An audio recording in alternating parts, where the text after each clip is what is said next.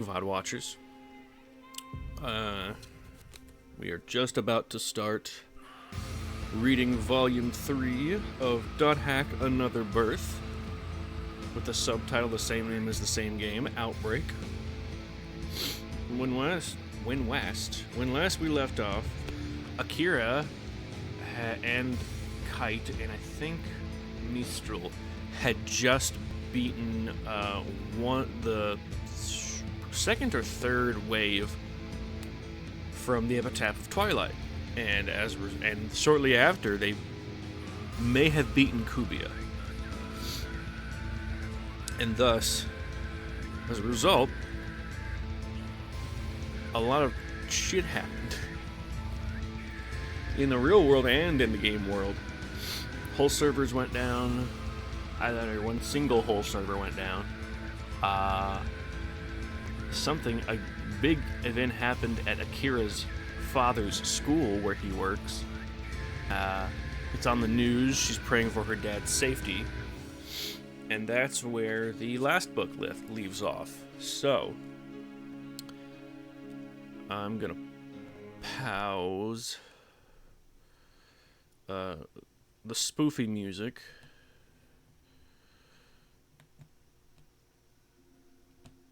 Hello.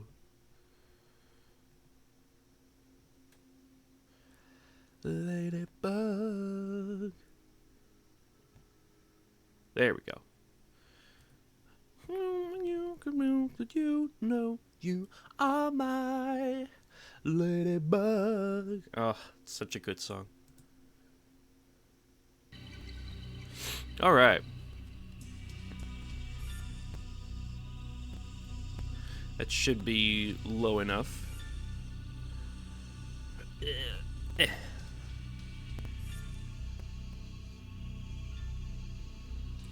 And then we move over to Akira.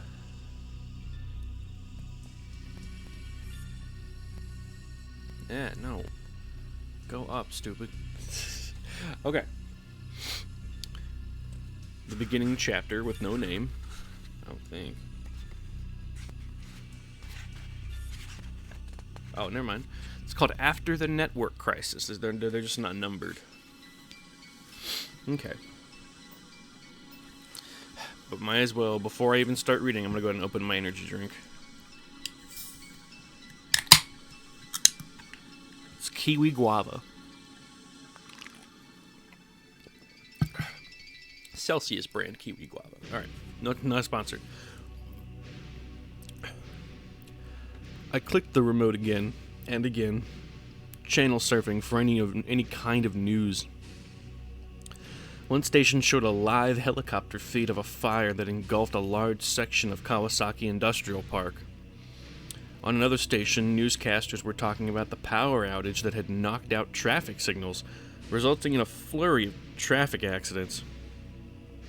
Even though it had been several hours since the beginning of the Minato Mirai emergency, no TV channel was telling us, what we wanted to know. Are the people there all right? The next channel I tried was showing its regular programming, but with a scrolling news update ticker along the bottom of the screen. Quote, temporary shutdown of all bus and rail transportation in Minato Mirai, it read. I still hadn't seen any concrete report on the state of the damage, and my mind had only grown more impatient and uneasy as time passed. Turning from the screen for the moment, I looked back at my mother, who was still trying to get through on the landline.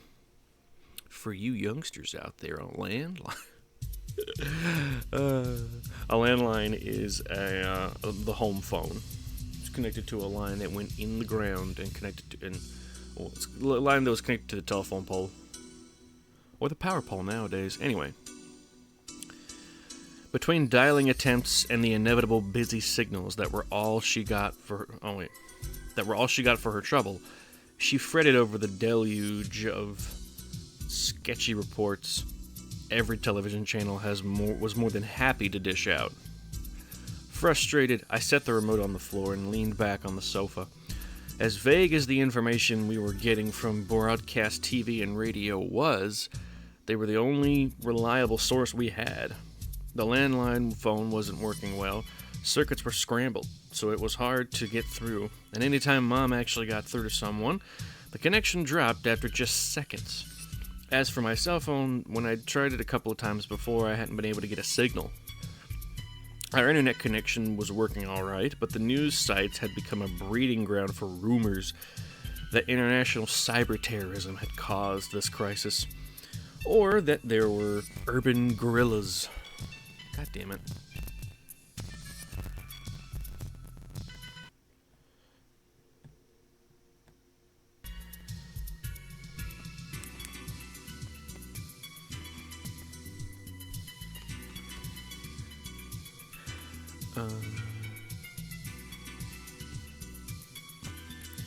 Urban guerrillas.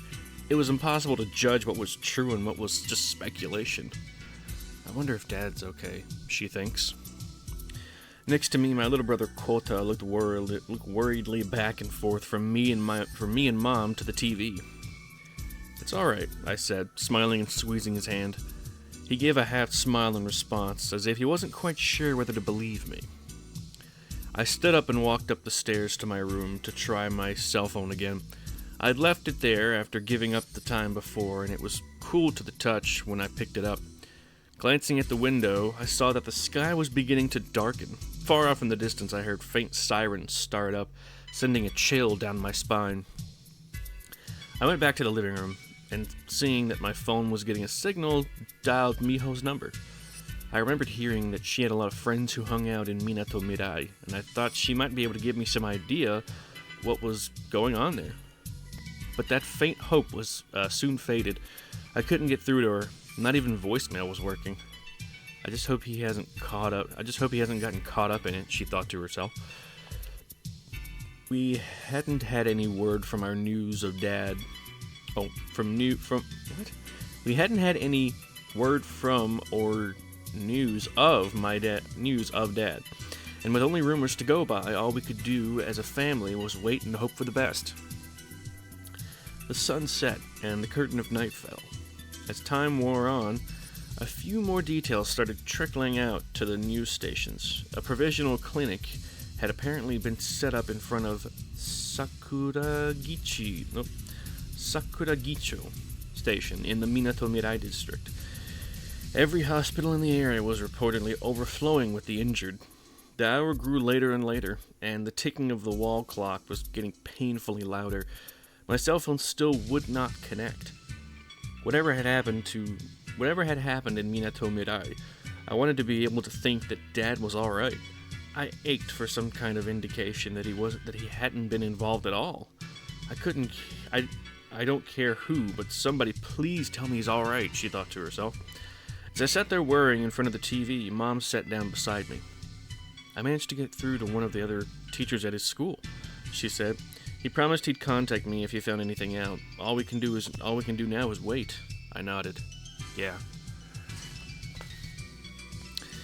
Conked out along the top of the sofa, Kota suddenly stirred with a twitch, and in that instant, a new sound shrilly drowned out the constant murmur of the television. The ring of the telephone. Incoming call display flashed on the wall phone. Mom jumped up and snatched the receiver from its cradle. "Honey, you're all right?" she cried. I didn't have to guess who it was on the other end. "He's all right," I thought, sighing in relief. The call was brief, but a scant few dozen minutes later, Dad walked through the front door, unharmed. He smiled and sat down on his chair in the living room, and started telling the tale of his day's adventures like it was some heroic war story. "It was like watching the return of Pluto's Kiss," he said, his eyes wide. Pluto's Kiss, the network crisis that occurred on Christmas Eve, 2005. They taught us in school that it was a cybercrime that had shut the internet down completely for 77 minutes, throwing the entire world into chaos. I was in 5th grade at the time, and I was shocked when I found out that the culprit who perpetrated Pluto's Kiss was a grade schooler, just like me. "The crime prevention shutters started coming down," Dad continued. and Mr. Ishikawa and I saw someone about to get trapped under one of them, so we dragged him to safety just in time. Don't those shutters weigh hundreds of kilograms? Mom said. And you dragged someone out from under one? Was he okay? Well, we got him just in time, so he wasn't crushed or anything, Dad said. He'd fallen and sprained his ankle, though, so we carried him outside. Oh my! Mom exaggeratedly raised her eyebrows. Was he a very light person? I am a gym teacher, you know, Dad said, flexing his arms as if we needed reminding how strong he was. Even if he'd been heavy, I could have carried him all by myself, running. Anyway, after we escaped from Queen's Square, we found out all the public transit lines were shut down. But since I was with Mr. Ishikawa, did he give you a ride home? His wife came to pick us up. Oh, I should have gone there. After all, Mom murmured. But Dad hurriedly shook his head. There was no reason to throw yourself in harm's way just to pick someone up who was alive and well, he said. You would have just been caught up in the mess. Not coming was the right call. I would have gone if Akira hadn't stopped me, Mom said, puffing her cheeks and pouring Dad a beer. Hilarious. I chimed in a confirmation, but Dad didn't seem to care. Speaking of people who came to pick other people up, he said, tilting his head, there was this man, maybe about my age, wearing a Hawaiian shirt in this cold weather, who showed up in front of Sakuragicho Station on a bicycle. That's something I won't soon forget. He smiled, accepting the beer from Mom. He took a sip. What are you smiling about? I asked him, curious. No. There's a very adorable sketch of Akira, blushing with the nervous, teardrop on her cheek. It's very funny. Very cute. He took a few more sips and said his daughter was with him, and both of them were talking on their cell phones at the same time. It was just a thing of juxtaposition. It was a strange juxtaposition of images. Wasn't the father probably talking with his family and the daughter with her boyfriend? I said. I mean, with all the phone lines tied up, they'd want to talk as much as they could before the connections gave out. That could be, Dad mused. But he was apparently done being serious for the night, because his next comment was, still, it's another strange thing entirely to hear the word boyfriend come out of your mouth. I guess you are getting to be that age. Downing the rest of the glass, he grinned at me. Have you got one yet, Akira? I hate it when parents do that. Leave your kid alone. Leave them to explore whatever they need to. Don't ask them. Don't ask them. If they want to tell you, they'll tell you. Just shut the fuck up. Ugh, I hate it. When he said that, Hagia's face sprang unbidden to my mind. I could tell my own face was turning a bright red, and I hurriedly shook my head. No way! Before he could get another jibe in, I fled back up to my room. Then I sat down in front of my computer and took a deep breath. The moment that the network-wide disorder had begun, and the moment when things went wrong in the world, right after Kite, Mistral, and I defeated Magus. The timing matched up too perfectly. The instant Magus was defeated, Netslum had collapsed. Carmina Gadelica was contaminated as well. By the time I logged out, the entire network had gone wonky. Out here, inside the game, what caused it all, she thought to herself. I shook off my doubts and tried a different train of thought. There's no way the game could have caused all this. Network trouble obviously has to have some cause rooted in the real world.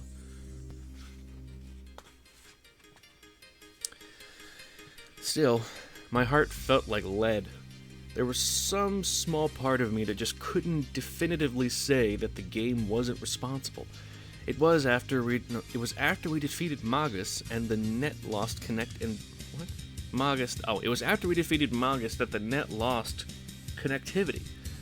I already knew that the game was the reason my brother Fumikazu had fallen into a coma. If our actions in the game have somehow resulted in all this turmoil in the real world, does that mean we're doing something terrible? It do seem like that.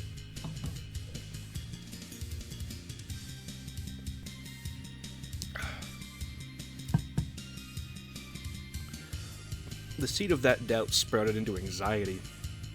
and I started to suspect that we would soon regret everything we'd done up to this point.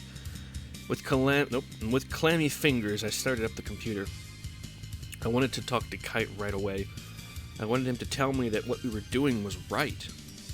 Sure enough, no good, I muttered. My computer connected to the net just fine, but it wouldn't interface with the world. Leaving the computer on the connection screen, I sat down on my bed. The day had just been too full. Too many things happened to fully absorb them all. Just then, the fatigue hit me like running into a brick wall. Looking at Fumikazu's face in the family photo standing next to the computer, I told him, I've come this far. Tomorrow, and the next day, and the next. I'll keep going until you're back home safe like Dad. Safe like Dad. My eyelids drooped. Time passes. On the way to school the next day, the hot topic was the previous day's crisis at Minato Mirai. Even while riding my bike, whenever I passed people, I couldn't help but hear them talking about it. And when I arrived and stood outside my classroom, I could hear it already overflowing with the same chatter. No one had figured out yet what had caused it all. Perhaps for that reason alone, the rumors flying around the net had arisen to new dramatic heights. Miho tapped me energetically on the shoulder as I stood in the classroom's doorway. Good morning, Akira. Hey, you weren't there yesterday, were you? She urged me into the classroom as I shook my head. Good thing I didn't go to hang out in Minato Mirai like usual, she said. Yesterday I was gaming with Shoko instead. As we walked toward our desks, she looked over in Shoko's direction. That stuff all started right after the game crashed, you know? There are all sorts of rumors, and it's like they've gone beyond rumors at this point. What is beyond rumors? It's not fact, that's for sure. I guess beyond rumors would be lies. The anxiety that had been vaguely floating in the back of my mind started to gradually take shape again. You sure the game crashed beforehand? I said. Totally, and that virus that spread through the world? What the heck's up with that? Miho kept blathering on like it was the juiciest gossip ever, and Shoko frowned at her. I've got to get them to stop playing and quick, I thought. Warning klaxons going off in my head. I don't think I've ever heard the word klaxon, even though it sounds vaguely familiar. Hold on, I'm gonna look up what klaxons mean.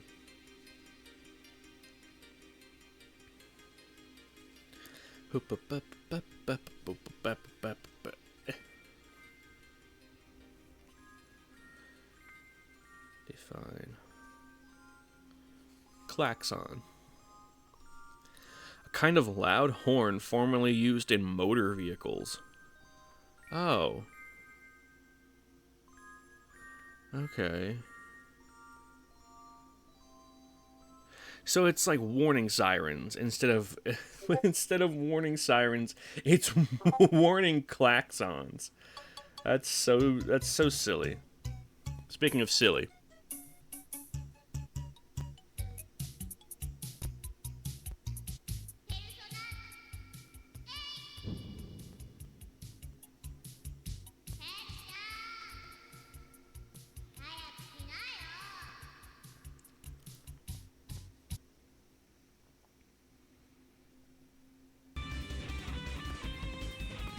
That's better. Oh shit. Hi Cosme, your college canceled the event you have tomorrow, so now I'm stuck here with nothing to do for a day. Oh, that sucks, man. That fucking sucks. I mean, hey, you can always chill out, game like a gamer, or lost my train of thought. It's gone. It's just gone. It's not there anymore. Goodbye. Still, I hope you're able to find something to do.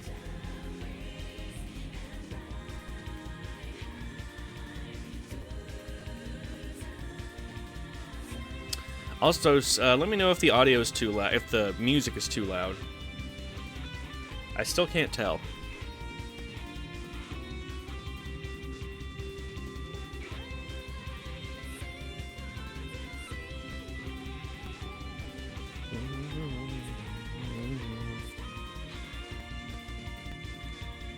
Alright. Until then, the book goes on.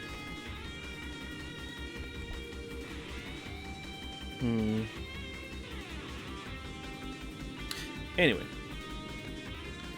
I had to get them to stop playing, and quick, I thought. Warning sirens, not klaxons, going off in my head. I must have looked like I was deep in thought because Shoko peered at me. Akira, are you okay? She asked. You look pale. Huh? Oh, yeah, I just didn't get much sleep, I said. Oh, wait. Here we go. Miho drifted away from us and started talking to one of our other classmates. Shoko's eyes followed her, and for some reason her expression was troubled.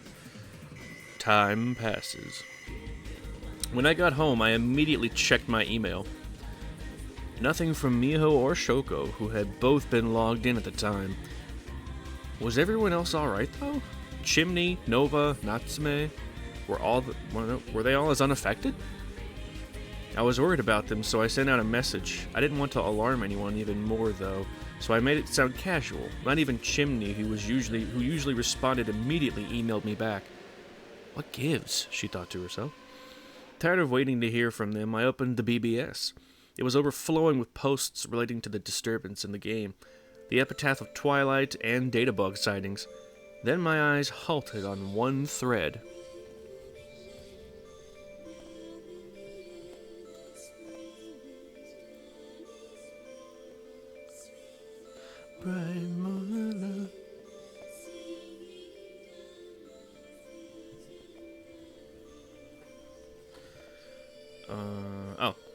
Quote, Sieg, what's up? I haven't seen you in a while, and you haven't responded to my emails.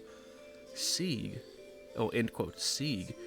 He's the helpful player character Fumikazu wrote about in his journal.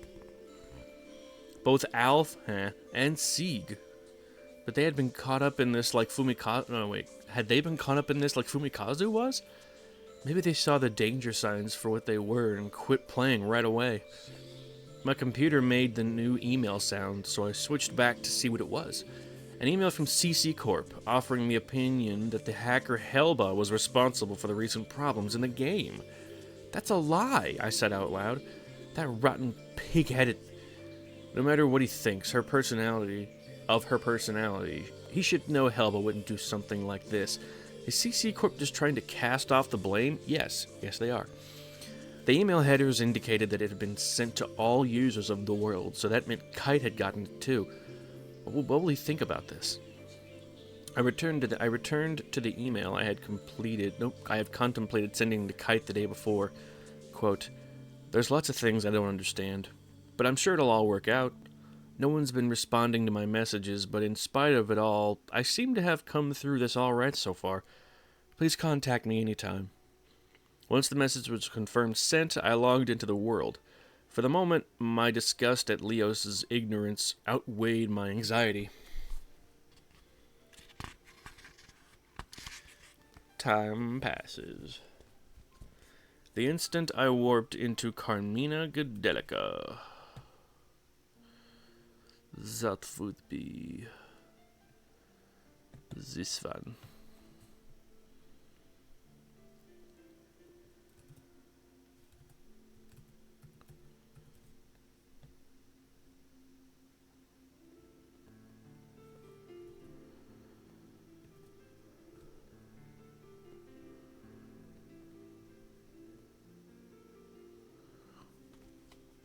Beautiful.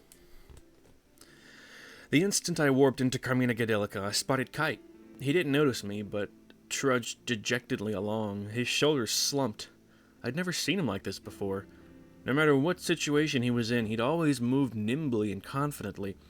He'd always used the dangerous power of the bracelet with what seemed to be a righteous assurance. But now, the same Kite who'd taken the lead with such conviction before looked completely discouraged. What'll I do if I lose heart? I thought. But I at least need to hear what he has to say.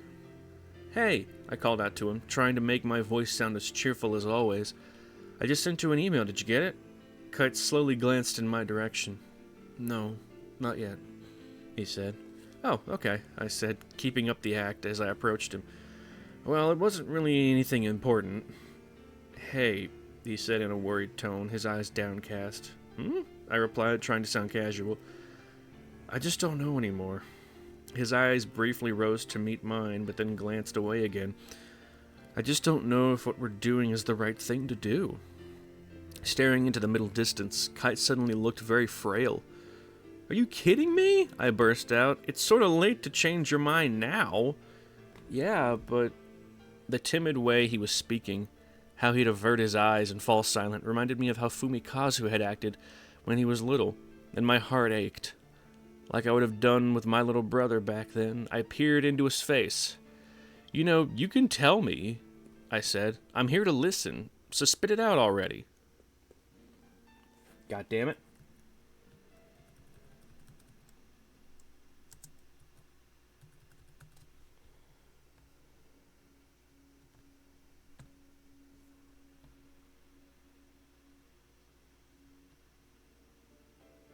Oops. There we go.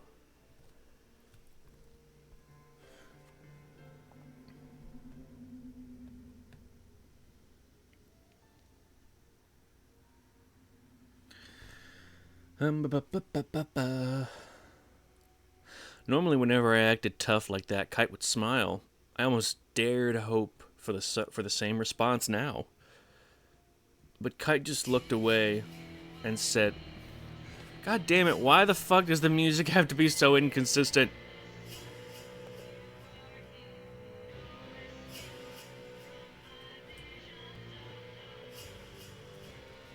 Okay.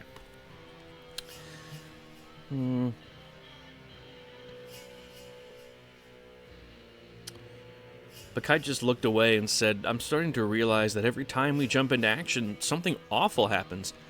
Maybe Balmung was right. We can't be sure of that, I protested. We can't tell for sure yet if what we've done is good or bad. We've only gotten this far because we think what we're doing is good and right. We have to take responsibility for our actions, but we can't stop now just because the going gets tough, she thought to herself. Kite said, but... will you cut it out? I threw up my hands. This is stupid and really ticking me off. Kite looked up at me. Just stop for a minute and think again about why we risk our lives doing all these dangerous and terrifying things in the first place, I said. Standing around and moping and whining isn't going to help. I caught myself and stomped away, frustrated. Ugh, this is the worst. I should just log out, she thought to herself. I'd never intended to get into a fight with Kite. I don't think you did.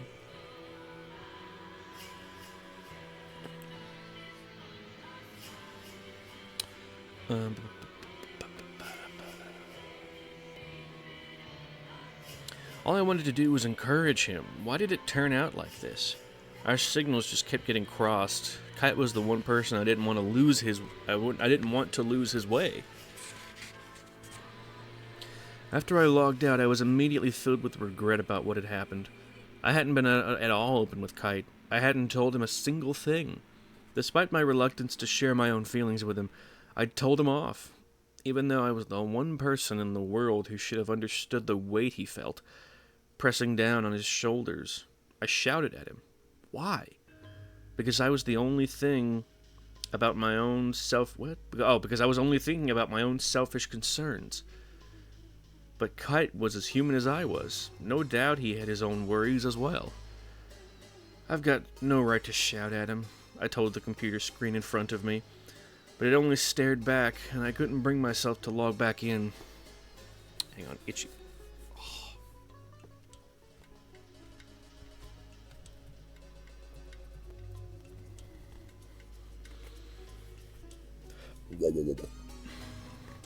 I rushed from my room toward the front door. I was dressed in a sweat jacket and pants, so I slipped on a pair of broken-in sneakers and dashed outside. The sun was dipping toward the horizon, but there were hours left in the day. I ran. I ran down the road I used to jog along with Fumikazu at my side. What should I say to Kite? Even though I'd had plenty of opportunities, I'd never been able to bring myself to be totally honest with him. I hadn't had the courage to tell him my whole story. I was that afraid of him. or anyone thinking poorly of me.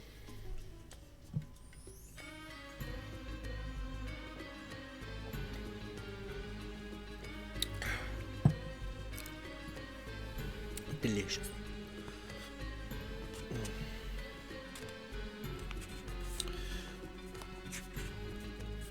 The cold air buffeted my face and hair. The more I ran, the louder I breathed, and the harder my heart pumped in my chest. The clearer my head grew. Kite's expression had been uneasy. Had he really been confident in all his actions up until now? Had his confidence been wiped out by the recent upheaval? No. Even Kite has been groping... What? Even Kite has been groping his way forward. I don't recall groping being used in that way before. I thought. Whether or not he always did the right thing at the time, he must have been doing what he could. Doing all he could. Though we both had our own motivations, we had started our journey at almost exactly the same time. The same wall of doubt that I had slammed up against must have loomed before Kite as well. If I couldn't be there to say I understood how he felt, who else could? Our goal is the same. Kite is my companion. If we can't see this through to the end together, how can we ever get there? I'll go back, I decided. I'll go back and tell him everything. He was my companion, so there was nothing to fear. I was able to tell Mistral everything, so why do I have to... I have such a hard time telling Kite. 'Cause you like him. Time passes. By the time I made it back home, the sun was closer to the horizon and the whir of the hard disk in my darkened room sounded lonesome. I flicked on the light as well as my heating fan, giving my cold ears and fingers a chance to warm up.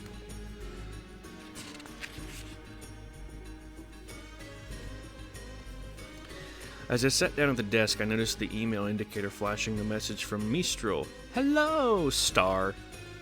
Like star emote. How are you doing? Looks like some scary stuff happened in Yokohama. Are you alright? Or maybe I worry too much. Tear emoticon. Like, smile tear emoticon.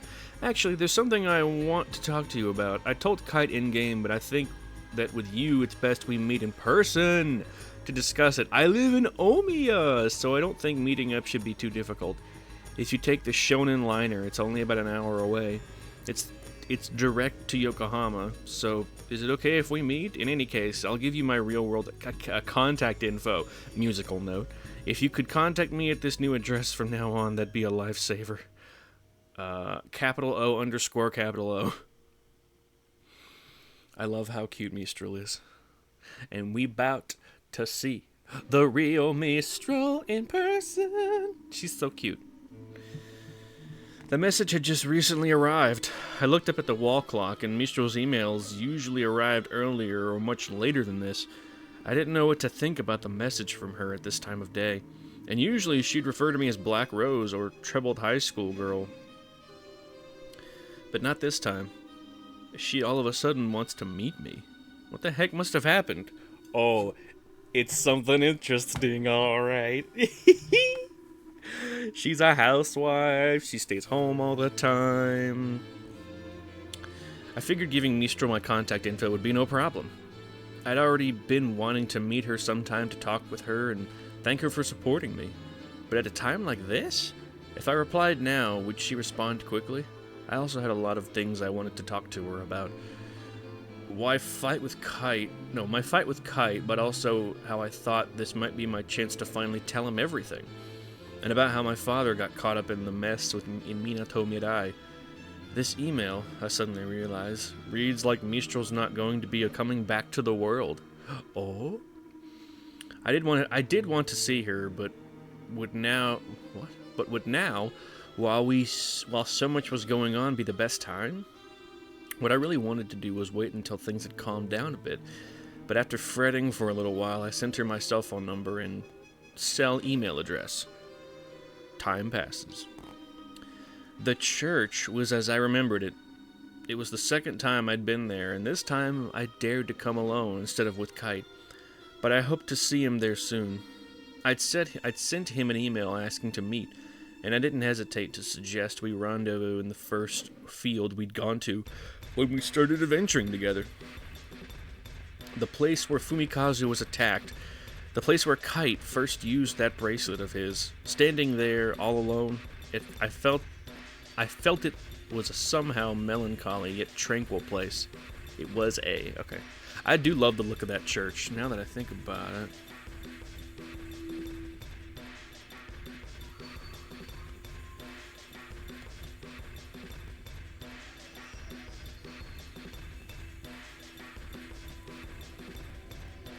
Love the fucking music here. There's the outside of the church, there's the inside. Damn it. Hold up.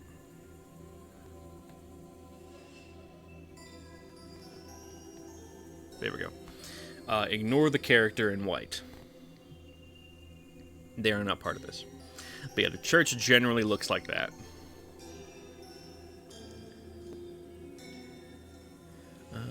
But yeah, I felt it was a somehow melancholy yet tranquil place. I'm alright, I thought, looking up at the statue of Aura, staring as she was into the distance. I can still go through with this. It'd be this statue.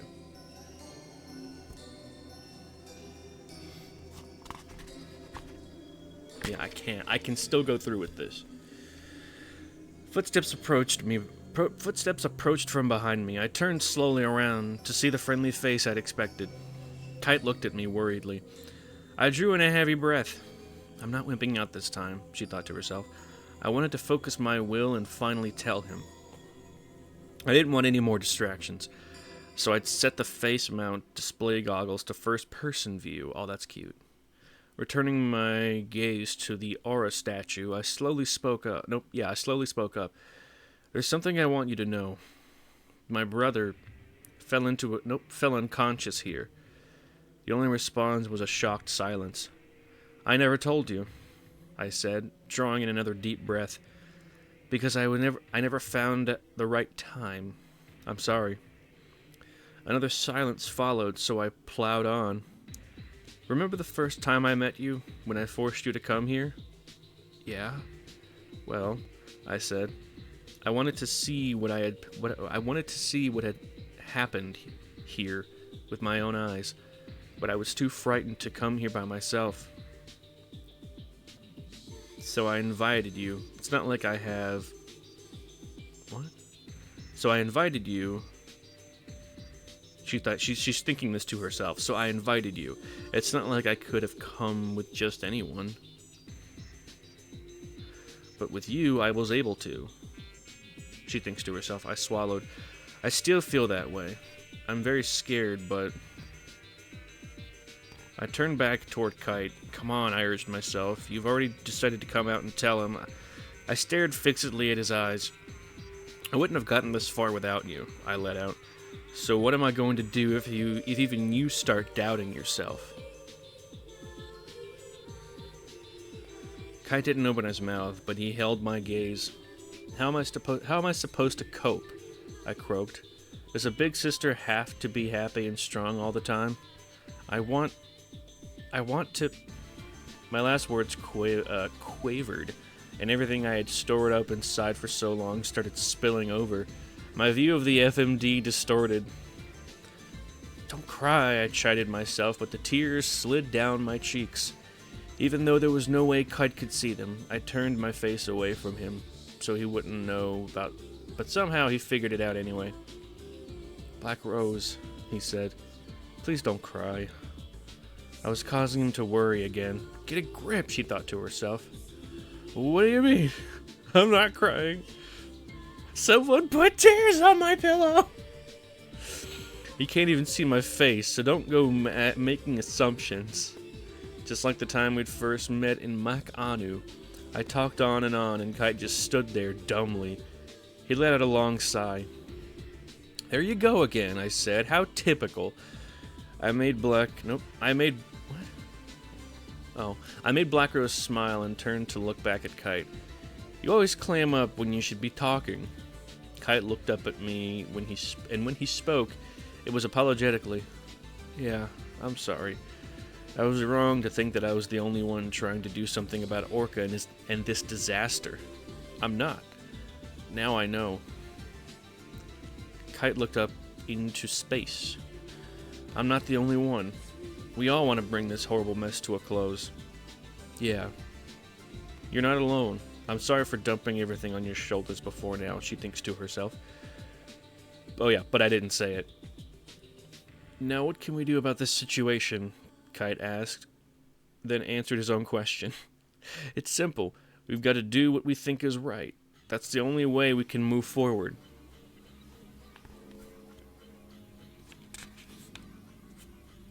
Yeah, the sketch. It's a sketch of Black Rose turned away from Kite. Kite's got his hand like slightly up as if he's attempting to like comfort her, but he's a little too nervous. And then just above them is like the image of Akira crying through her face-mounted display, FMD, which is way better. It's a way better word for a VR headset. It really is. Yeah, and we'll do it together, I said. My intuition says things will work out, and my intuition is pretty good. Alright, whatever, Akira, calm down. Kite grinned. He was back to his usual self, and though I had supposedly now taken some of his burden onto my shoulders, my mood had lightened. I had told him the truth, and the sensation was somehow awkward yet freeing at the same time. The sun hasn't quite set. There's still a chance for me to go and tell Fumikazu, she thought to herself. Well, I said, I'm off to see my brother. At the hospital, she said. No, at the dump, Kite. Come on. Yeah, and thanks. Thank you. To you too. Kite, what the fuck are you saying? Thank you, ellipses, to you too. Kite smiled. I smiled back, then turned and put the church behind me. Time passes. The next day I entered the world more cheerfully than I'd felt in a long time. But I couldn't get in contact with Kite. Maybe he's not logged in? The mail indicator flashed. Kite? She thought. Yeah, I thought. The sender was CC Corporation. The message said that Sigma server had opened up. I've got nothing else to do, I mused. Might as well go ahead for the Sigma server town. Sigma nuts, dude. Alright.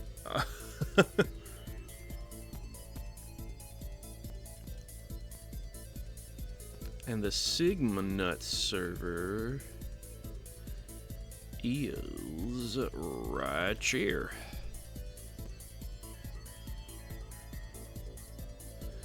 Why is it so small? Not the best quality, but that is literally what it is, what it looks like. A series of connected bridges and like little big old stone huts. It's a beautiful place. The next day, I entered the world more cheerfully than I'd... Oh, I already read that. Root Town. Fort Auf was an aerial city, but that wasn't what rendered me speechless as soon as I warped in. The email had mentioned that there were some unsightly spots, but what an understatement. The blue sky was riddled with fissures, through which I glimpsed a progression of luminescent blue characters, and the town's shops and stone bridges were spotted with flaming red patches. Even the most oblivious person could tell immediately that this place was infected by the virus. What the heck is Leos thinking? She thought to herself. Pretending to ignore the contaminated spots and the worried faces of the player characters around me, I started to stroll through town. The sensation of height I'd experienced in Highland City, Dunloyrig, paled in comparison to that of this root town, which was a collection of flying islands fastened together by firm stone bridges.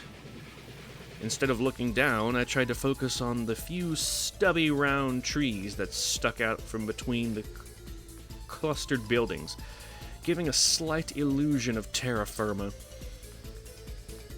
On the island furthest from the Chaos Gate, I saw the familiar sign of a grunty ranch, and though I had no intention of raising another one, I found myself heading dizzily in that direction. As I got closer, a familiar red hat came into view. "Kite!" I cried out. Kite smiled bashfully, waved to a grunty, and turned toward me. "What are you doing?" The words slipped from my mouth just as I realized it was a stupid question. "Feeding a grunty," Kite said. "What about you, Black Rose?" "Yep, dumb question," she thought to herself. But I said, I got the email from Cece about this town opening, so I logged in. Gotcha. What a riveting conversation.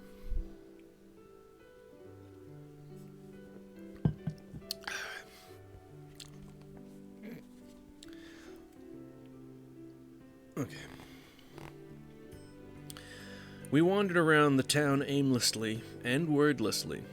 When we reached someone that looked a bit off the beaten path and less likely to attract What? Oh, we reached somewhere. We wandered around the town aimlessly and wordlessly. When we reached somewhere that looked a bit off the beaten path and less likely to attract passers-by, Kite suddenly stopped. "What's wrong?" I asked. "Yesterday," Kite said, "I went to an area someone wrote about on the BBS. "Alone?"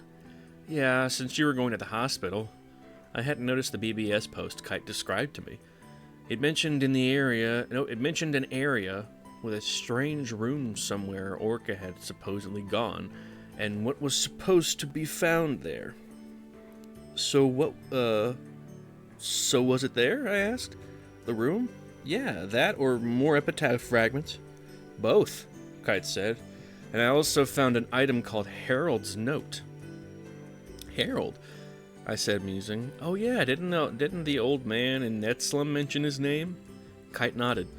I felt a nagging feeling like I'd overlooked something. "That's it! Harold Horwick! He was the programmer who made this game and based it on the epitaph of Twilight. I seem to remember it saying on the BBS that he had disappeared or committed suicide or something." "What kind of note?" I asked. Kite paused, perhaps checking the item he'd received then started speaking.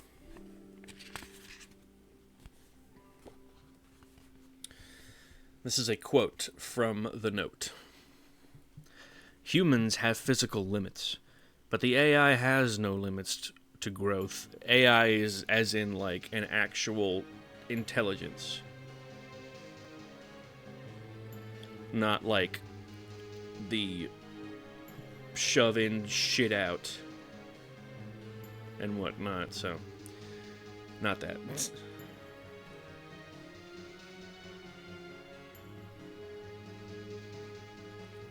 But like real, actual fantasy AI.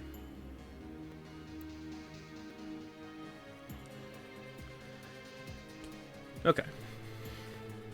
I want to see what lies there. The ultimate AI makes mistakes just like humans. There is no growth without error. The difference is not to repeat the same mistake. Harold, this is a critical time. Earth is the womb of life and death, so the mother is the goddess of both life and death. Thus, maternity has two sides, life and death. So was her manifestation a necessity? Morgana mode gone. She rejects my intervention. Ultimate AI, I thought. What does that mean? I heard bits of that as I went further and further underground, Kite said. I racked my brain to find any part of the epitaph of Twilight we'd found so far that might bear some relation, but nothing seemed to fit. So, I said, what about the new epitaph fragment? Kite obliged. Quote, "The whole cannot be changed. We have already lost that chance, because the time left to us was short. We were mistaken in our path, but now do we realize we should change not the whole, but the parts." Okay, so they're not trying to accomplish something, but what? Is this talking about the AI's growth process? She thought to herself. I understand the difference between the whole and the parts, whole being W-H-O-L-E, I murmured, but doesn't changing one change the other? Kite inclined his head inquisitively, not getting it. The whole must be how things are connected together, I said. Like a family tree or a direct line of descent. So, a part would be like an individual.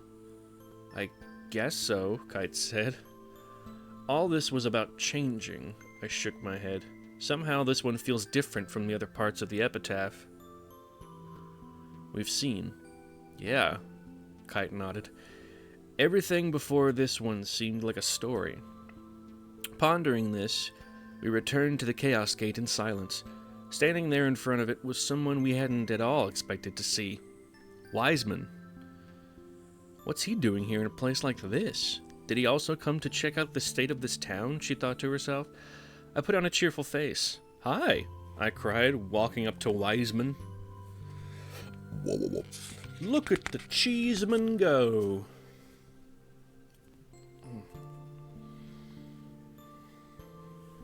I'm going to take a second to stretch.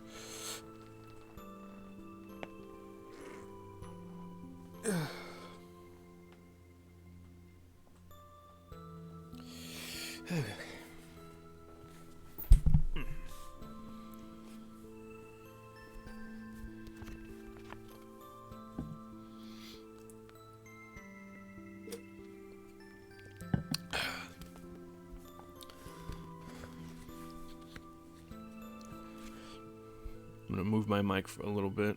Hold on. I'm going to mute it.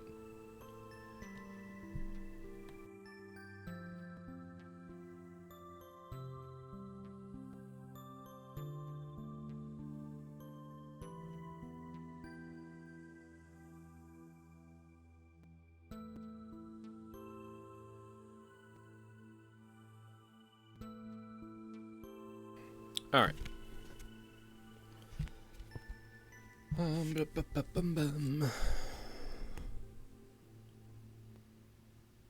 Oh, he lightly raised his head. I knew you'd be here, he said. Huh? How? I had business with you, he continued, so I've been waiting. I realized he was looking at Kite. With me? Kite said. What could it be? I inclined my head, but Wiseman took no notice and continued speaking. If things are proceeding according to the epitaph of Twilight, there are 5 more phases of the wave. The longer fragment of the epitaph that Wiseman had sent us sprang to my mind. Thidshel, Gore, Matcha, Tarvos, and Korbenik. Was it? Oh, and Korbenik, was it? I said. Wiseman nodded gravely. If we defeat them, then... Kite asked, but Wiseman shook his head. If we defeat them, it still won't be over? She thought to herself. Wiseman's answer came soon enough. No. There still remains Kubia. Kubia, the Concealed, as it's described in the epitaph. As for its role, I am unfortunately at a loss. Finding anything out about Kubia would be difficult indeed if even the erudite Wiseman knew nothing. I wonder what Harold intended to do with a world designed around the epitaph, Kite said, tilting his head. That certainly is the question, isn't it? Wiseman said. How about I give you this? Put it to good use. He passed something to Kite. What? A weapon? Equipment? Once it was in his inventory, Kite looked up at Wiseman, surprised, but all Wiseman said was, I'll be in touch. Then warped out. It's a virus core, Kite said, turning to look at me. Why would Wiseman have one of those? Got me, I said, looking down at the ground. When you used a virus core to go somewhere, you could be sure something would show up. If we used Wiseman's gift to get around, would we get closer to our goals? Or would things only grow worse? I lifted my head to meet Kite's. They looking at each other. There's no loss in having it, I said. It'll come in handy if anything happens. True, I said, nodding. Oh, he said, the previous quote, he said, there's no loss in having it, he said. It'll come in handy if anything happens. True, I said, nodding. You've got to be optimistic.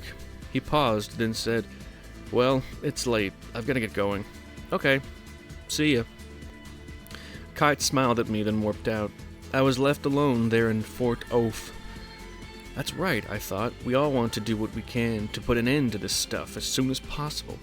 Staring out at the fissure-laden sky, I raised my fist and swore I would not lose. Anime as fuck. With a final glance at the contaminated patches, I left the world behind me. Time passes. Ooh, it's a 2-page spread of Wiseman handing Kite a virus core with Fort Oaf in the background.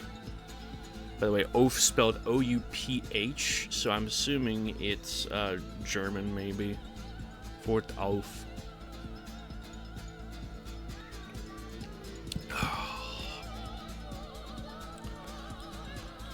Oh, we are officially an hour into stream. Which means, there it is. Good evening, VOD watchers. I hope you're enjoying my current read-through. I am not halfway through yet, but I feel like I'll be about halfway there. I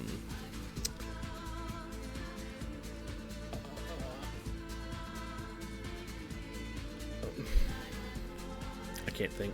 I feel like I'll be about halfway there by the time stream ends.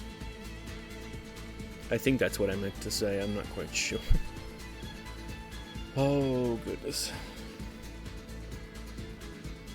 It's always relaxing being able to read like this on stream. I technically haven't done much today, but it was one of those situations where I drove 45 minutes to donate plasma, came back, and then my mom asked me to pick up dinner, and it felt wrong to just get back in my car and start driving. It was a 5-minute drive to get the food, but still, like, I just wanted to sit down. But, I mean, I wouldn't have minded going to get the food if I could just use her car, because, you know, it was her idea to get food to begin with.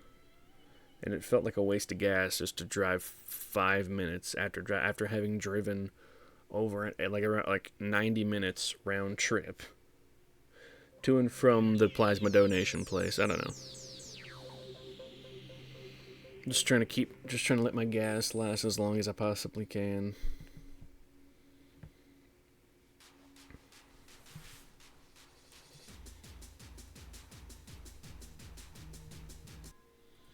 I'm going to have that paused and return to Spoofy for the time being.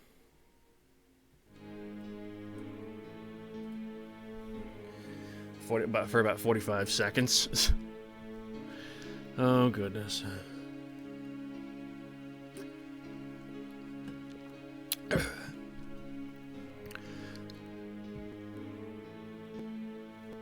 Oh.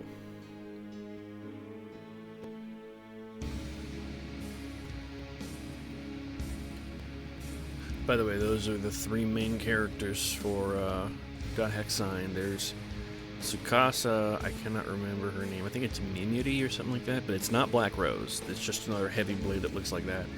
And then behind my head is a guy who kind of looks like Orca from the original games, but it's not Orca. It's a different guy. Okay. I really need to watch Dot Hexine again.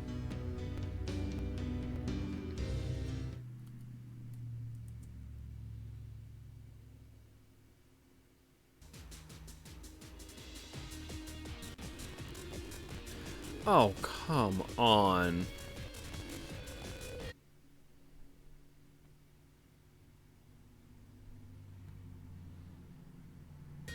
There we go.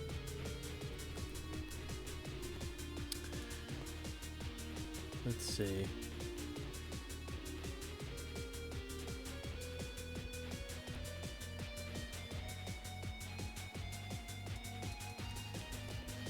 Oh, okay. Had to read on a little ahead. Also, I'm closing this out since we're no longer going there. Back to the real world. Ow! Excuse us, Shoko said, apologizing on my behalf. Walking next to her and not paying attention to where I was going, I'd bumped into someone. Sorry, I chimed in as the girl I'd jostled walked away. Shoko and I were headed toward the Tokyu hand store near Yokohama Station to buy costume materials for the school's cultural festival. Because there's always one of those things in every other anime type shit.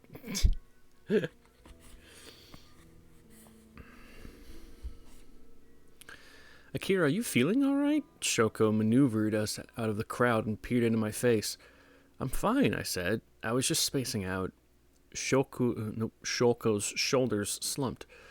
Lately, that's all you've been doing. Then she looked up and pointed to a fast food joint we were about to pass. Hey, want to take a little detour? Sure. Inside, I just ordered a drink and went up to the eating area on the second floor. After we'd taken our seats, Shoko let out a deep breath.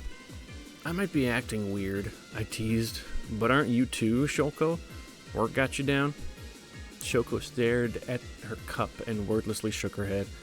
Then, after a pause that was much longer than polite conversation required, I muttered, I want to quit. I raised an eyebrow. The game, she said, then gave a small, desolate smile. I nodded firmly. Do it, I said. Not that I believe rumors, but I do think it's dangerous.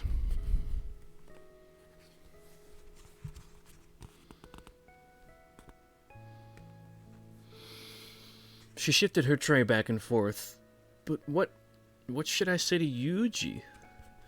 If you just come out and tell him you're quitting, he should understand, I said.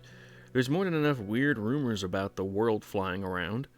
It's not like I knew a lot about Yuji, but I suspected he was the kind of guy who'd understand. Yeah. Shoko's gaze moved toward the window in the street below. The way the sun lit one side of her face and cast shadows on the other made her look oddly mature. But we've talked about so much in that game, she said. Made so many memories. It would be so awkward if I quit, and that thought makes me scared. My immediate reaction was that I couldn't relate to her sentiments, but for some reason my breath caught. No.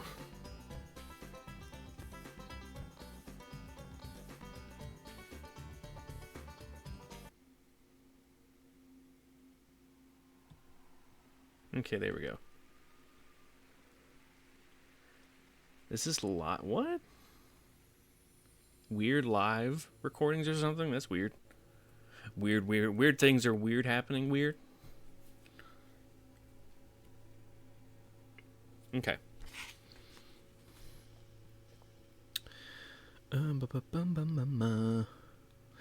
We both work so much, we hardly have time to really talk, Shoko said.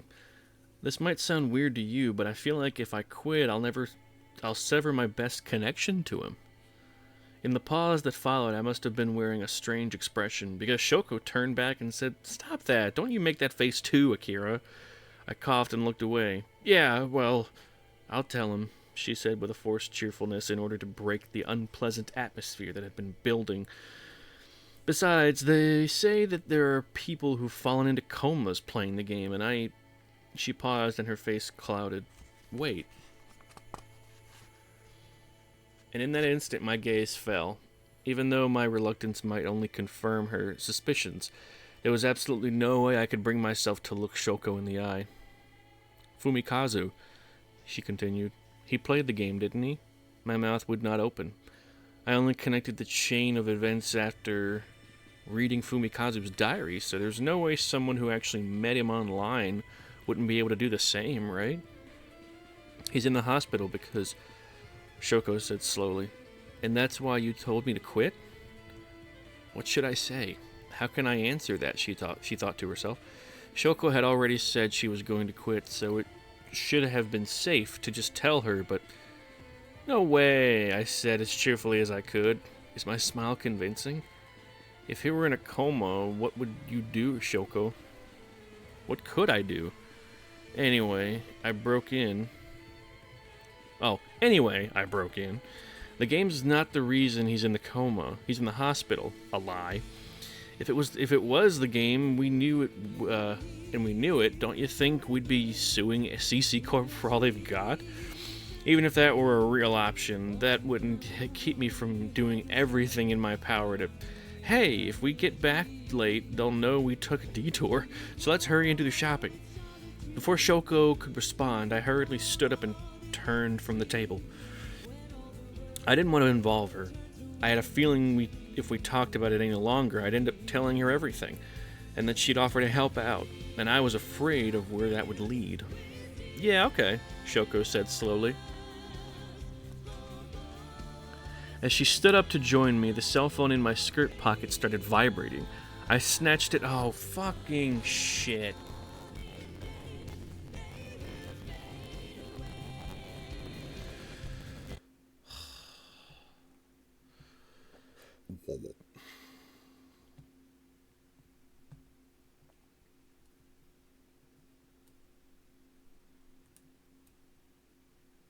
Hello?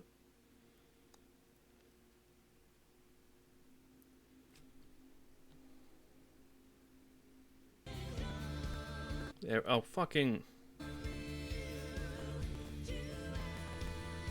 Okay.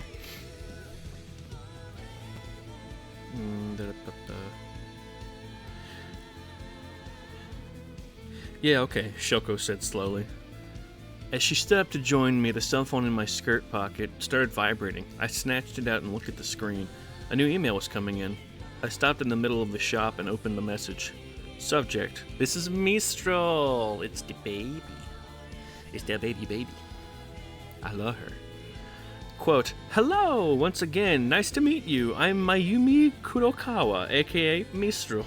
This is sudden, but when should we do this? How about during the day? If we're out too late, your folks will probably get worried.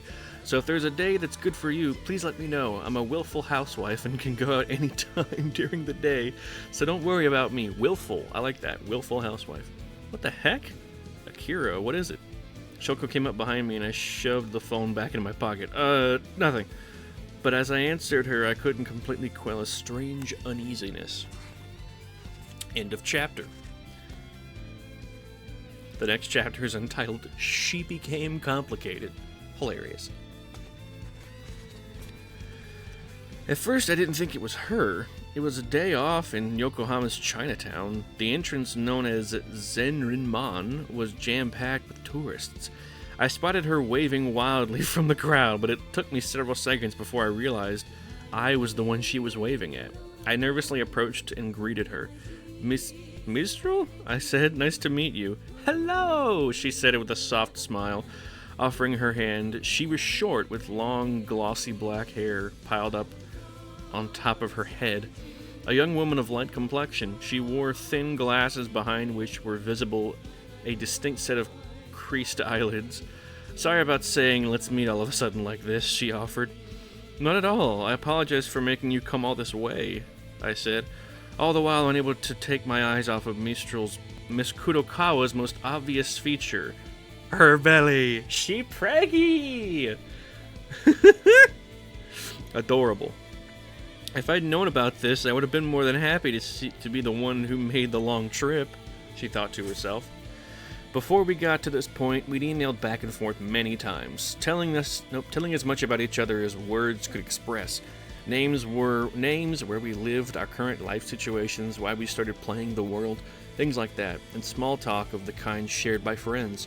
But even with all that, she hadn't told me about this, so not knowing whether it was an okay topic of conversation, I fell into silence. I'm the one who said we should meet, so no need to worry. She smiled at me apologetically, noticing my silence. I didn't mean to keep this from you. I just wanted to tell you about it in person. As you can see, I, Mayumi Kurokawa, am having a baby. As she rubbed her protruding belly, I slowly looked up at her face. You know, I just started my 7th month, she said happily. I nodded vaguely. That's nice and all, but isn't it a strain to come all this way? Nope, she chirped. Not at all. Things calmed down after the 5th month, so I get around pretty well. She must have noticed my doubtful expression, so she hurriedly continued. My husband, you see, is too busy to take me anywhere. Today was a good chance to get out, and I wanted to see Chinatown anyway, as well as you. It's more fun to wander around somewhere if you have someone to do it with, don't you think? Besides, once the baby's born, I won't be able to go anywhere for a while, so might as well do it now. She smiled the way Mistral always did, but she didn't have her avatar's double teeth. Yeah, Mistral has like the little snaggletooth fang. It's so cute. Oh, by the way, it is time for the reveal of the heckin' cutie.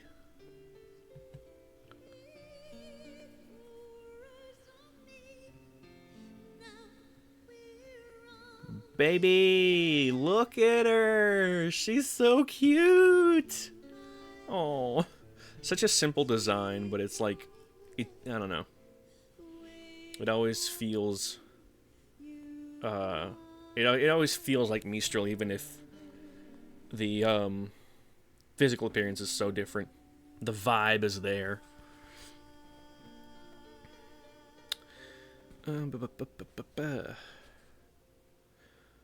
Oh, here. Okay. Next page. I hadn't studied pregnancy since health class in middle school, and frankly, I was lost. Was it really all right to go sightseeing in Chinatown? Is that how it works? Is that how it works, ma'am? No formalities, she protested. That's not natural to hear from Black Rose. I love her. Miss Kurokawa's expressiveness was so lively, I got the distinct impression that I was looking at a real-life Mistral. Hell yeah, brother! Perhaps it showed on my face because she inclined her head inquisitively. Is something odd? She asked.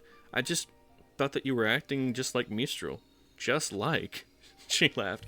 I'm the real thing, baby. The baby was headed by me, but she already has one. The way she said it made me remember something Fumikazu had said long ago. Netgame players are divided into two kinds, the type who role-play characters and the type who play the game as they themselves are. But it's not a question of which one's best. I had always thought that Mistral was just a character being role-played like I played Black Rose. But now that I had met her face-to-face, I realized she had just been playing as her true self all along. Hell yeah, girl. But, I said, breaking the lull in our conversation, why didn't you want to tell me about it via email? It really caught me off guard. She said. It's because I wanted to meet you first, then tell you. I wanted us to talk not as game characters, but as people. I wanted to meet you first, then tell you, she thought to herself. Somehow embarrassed by those words, I cast my eyes downward. Then, at a thought, I asked, does Kite know? I told him. She said, in the game, though. In the game.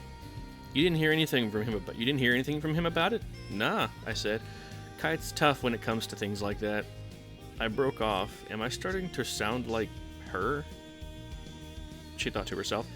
Mistral, Mayumi fixed her gaze on me when I fell silent, and seemed about to open her mouth like she wanted to pick the exact right moment to say something. Is there something else that she hasn't told me?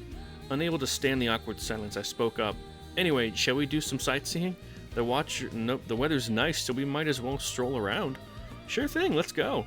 Smiling, she started to walk. I must have seemed anxious again, so she looked back and said, if it gets difficult for me, I'll let you know. Before long, my anxiety had faded away. We spied some unusual Chinese desserts, like shark fin buns and squid ink buns for sale in a shop, and though we complained about how expensive they were, we bought some to try out. We also both bought cute panda straps in a Chinese variety shop, straps for your phone. I really wish this was a thing these days, but whenever flip phones were super popular, and especially in Japan, some cell phones had these tiny little loops at the very bottom of the keyboard of the phone, like the number pad, and there were these little charms that basically acted as keychains for your cell phone, and they were so fucking cool. They still technically sell them, but most people don't put them on their cell phones. I kind of wish there was room for it these days, but with cell phone cases being a huge thing, it's not very often that you find them. Although I think some phone cases do come with those little loops. I know the 3DS did. The 3DS absolutely came with those loops, and it was so cute. I had a little keychain of Paula from Earthbound on my 3DS for the longest time, but when I had to buy a new one, and the new one that I bought didn't come with a little loop, I just kept her in my room, and I still have her. She's hanging up right above the shelf where I keep all my video games at. I'm looking at her right now, and she's hanging there next to a little Yuffie keychain. Love Yuffie. She's still one of my favorites from Final Fantasy VII. Where are you? Okay, yeah. But yeah, so they bought little straps for their phone, and it was so fucking cute. The way we went around whooping it up, it was like we were sisters. She seemed happy the entire time, and despite the fact that I was the one who lived in Yokohama, it was my first visit to Chinatown, so I also enjoyed going around and looking at everything. But eventually, her pre-arranged stopping time of before sunset drew near, so we started heading back toward the station. I had fun today, I said, bowing to her in front of the station's ticket gate, but she gazed at me sadly. What's the matter? She only shook her head. Are you worn out? Oh, she said. No, she said, turning her head. This isn't like you, Mayumi, I said. Just go on and say whatever it is you need to say, but the silence continued. She looked up slowly at me as I tilted my head questioningly. Well, she began, I can't do anything dangerous anymore. Anything dangerous? What's she talking about? She thought to herself. She took a breath and continued, so, the game, I thought we'd be together until the end. Reality dawned on me. I'm sorry, she offered. I was quick to shake my head. There was no reason for her to apologize. I mean, I more than anyone was supposed to know just how dangerous it was, and I couldn't even imagine what might happen in the game from this point forward. If something dangerous did come up and Mistral were to get wrapped up in it, why are you apologizing? You've got a baby to look out for. Please don't worry about it. Yeah. Do your best, I said. That might sound like a strange thing to say in this situation, but please do your best. She smiled. Yeah, you too, Akira. I'll keep checking my emails, so give me a report if there's any progress. Yeah, I promise, I said, and smiled. The game would be lonelier without her around, but I didn't want her to feel any more of a burden. I didn't want her to feel like any more of a burden.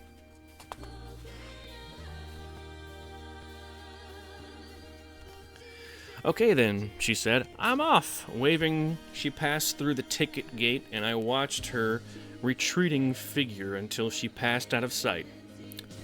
Time passes. I returned home and again became Black Rose. With no pressing destination to visit, I went to Dunloyrig, the place where I had first met Mistral. I planted myself in the spot she had shown me that had the great view. What do you know? I guess we are going back to Dunloyrig for a moment. Beg. Wait, Dunloyrig. Oh, hold on. I'm trying to remember which one. I'm already blanking on which one Dunloyrig is. There you are. Dunloyrig. Dunloyrig? I don't know. Oh, okay, it's that one. So I did have my mouse on the right one. It is. Oh, okay. This one.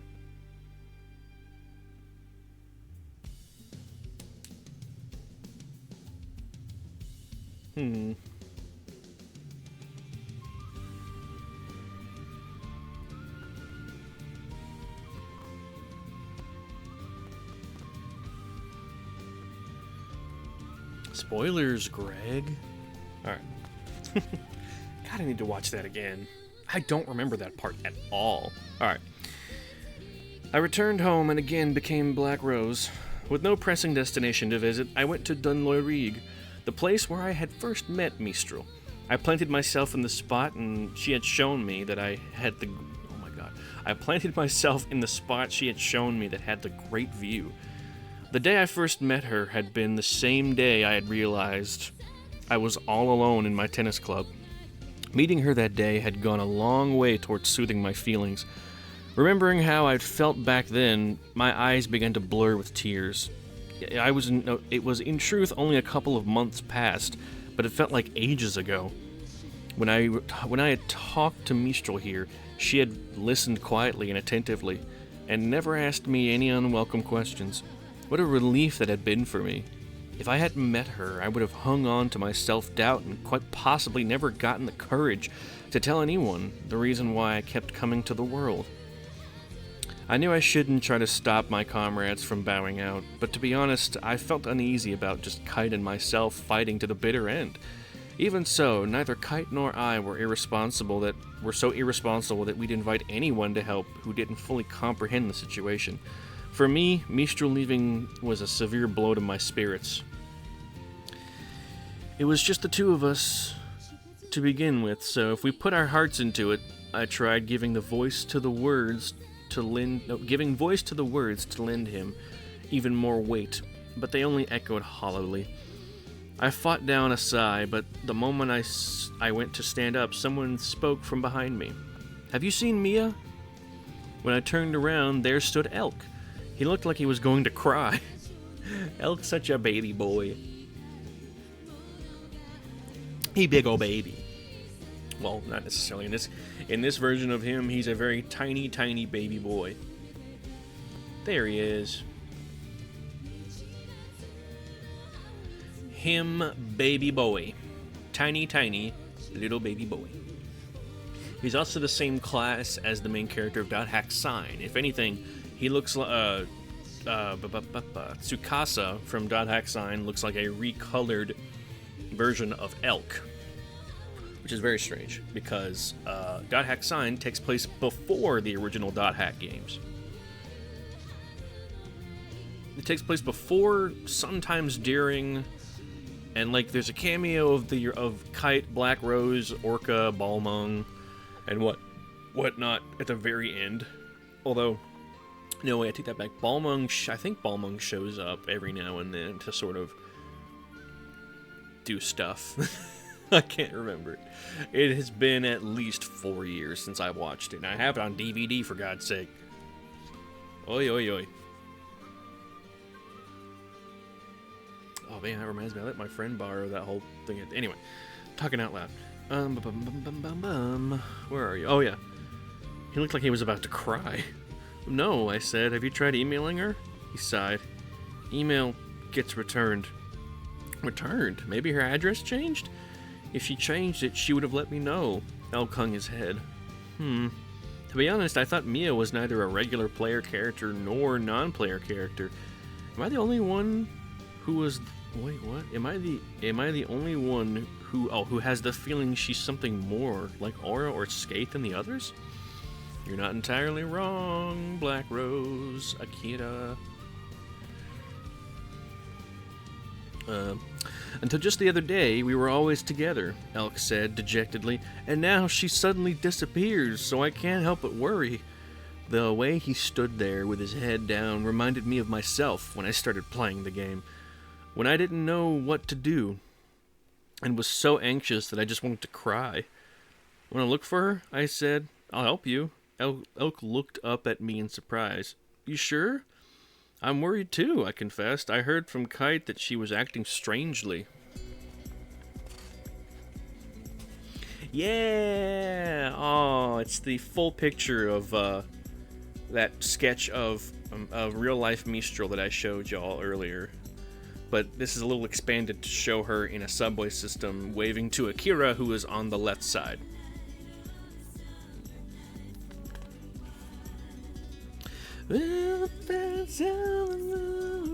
God, I love the soundtrack to .hack Sign.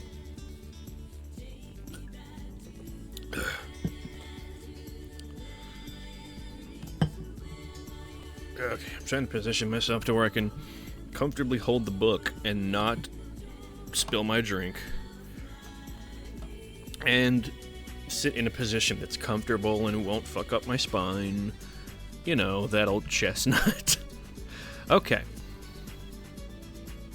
His eyes shone with gratitude. Thanks. Now cheerful, he exchanged member addresses with me, and the two of us stopped by the Delta server town Mac Anu, then headed for Delta Plenteous Smiling Haifa. Haifa.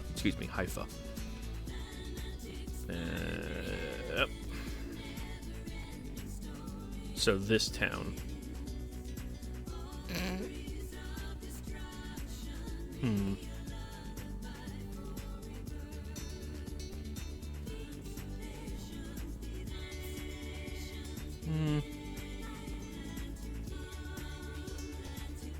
That'll work. It's 3 and 1. Alright.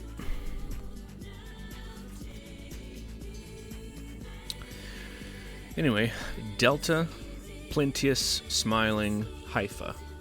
It was... the timing. The worst timing you ever done seen.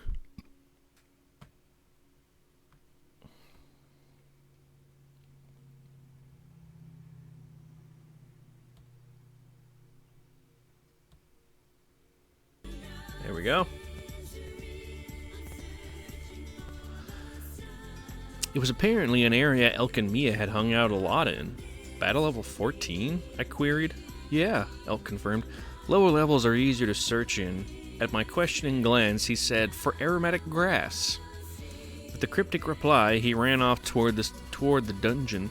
I followed after him, over the contaminated deep red meadow, and we entered the dungeon.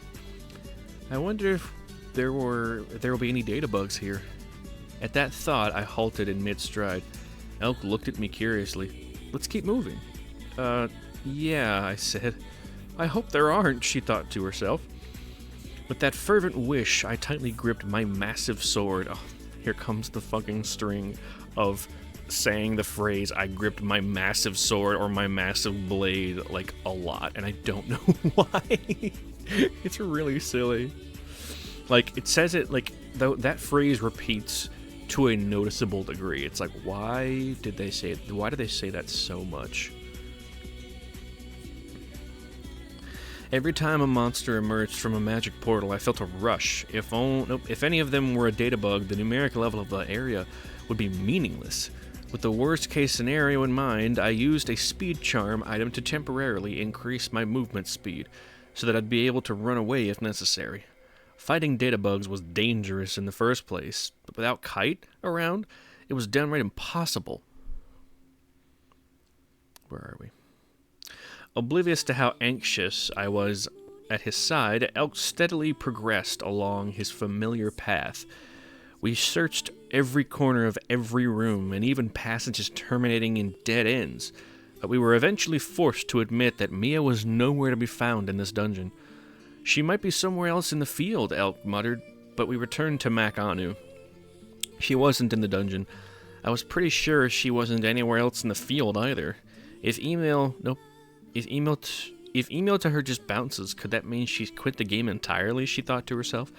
Elk just stood there with his back turned and his head once again down. It would have been natural to voice the possibility that she had quit, but with Elk's feelings right now, the loss he was feeling, saying that would only push him farther into depression.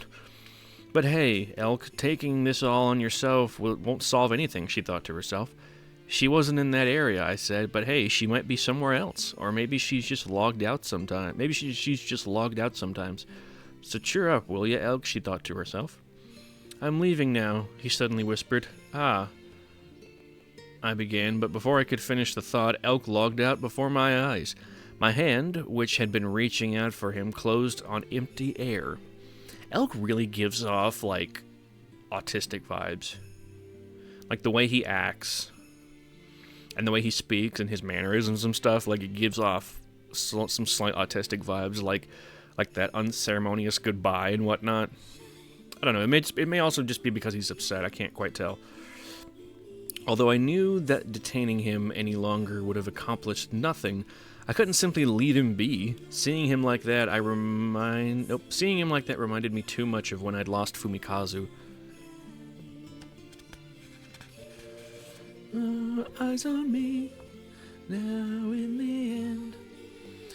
When I logged out of the world, I found that an email from Haru had arrived. Haru was a player character that Fumikazu, as Kazu, had gotten to know while playing the world. I'd happened to come across her as well, and we exchanged occasional emails in this manner. But Haru didn't know that the players behind Black Rose and Kazu were siblings in the real world.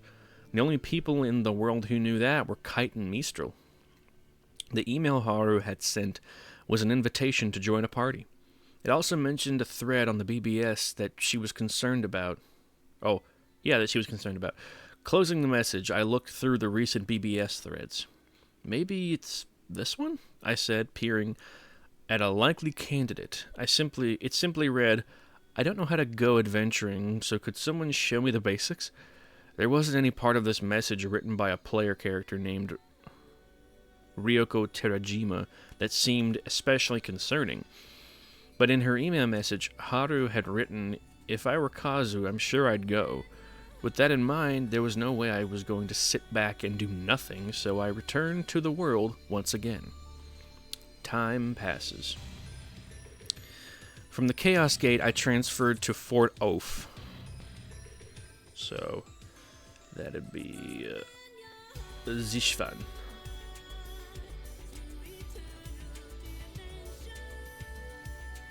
God damn, this fucking soundtrack is so good, I swear. Oh my god. From the Chaos Gate, I transferred to Fort Oaf. If Ryoko Terajima is someone who can access this high-level server, it doesn't even know the basics. And who's using what looks like a real name? Though with the family name first, for the name of her character. What the heck kind of person is she? As soon as I had warped in through the Fort Oaf's Chaos Gate, Haru came running up to me. A large sword that seemed quite out of proportion to her small frame hung at her hip. Black Rose, she cried. I'm sorry for being so sudden. She bobbed her head rapidly, and her twin ponytails like rabbit ears swung about in time with each bow. That's so fucking cute, dude. I love that. Not at all, I said. No worries. Haru shifted her eyes away and looked around furtively. This is my first time, she said, coming here. Huh? Really? Yes, she laughed. I guess you could say I felt some kind of affinity for Terajima. I just felt like I wanted to help her out. She looked up at me she looked up at me apologetically. But it seems my level isn't really high enough, so I'm sorry for asking you, she grimaced. I was dumbfounded. I'd been certain Haru had been coming to this server for a long time. But now that I thought about it, I'd met her in an area you could get to from Carmina Gadelica, one rank below this server. That hadn't been all that many days earlier, so it didn't make sense that today could be her first time here. So it did make sense that today could be her first time here. Okay, I said, shrugging and taking stock. Even taking Haru into account, I should have enough recovery items. Well, let's get going. We head straight for Sigma. Sigma. Cracked Worst Milestone. The area level was 54, a little higher than my current stats.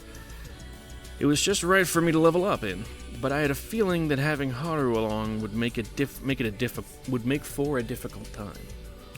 Turn page.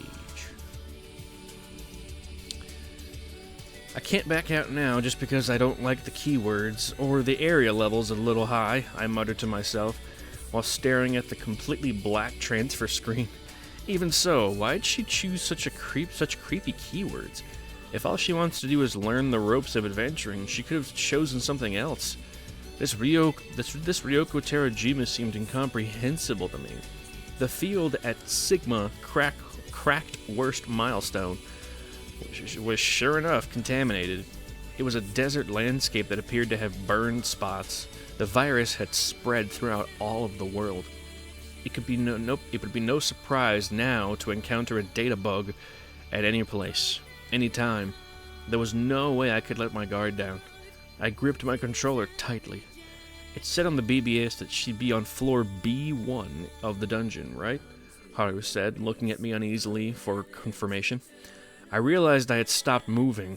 I slung my massive sword count number 2, on my back and nodded. Yeah, why don't we get going? Right, Haru chirped.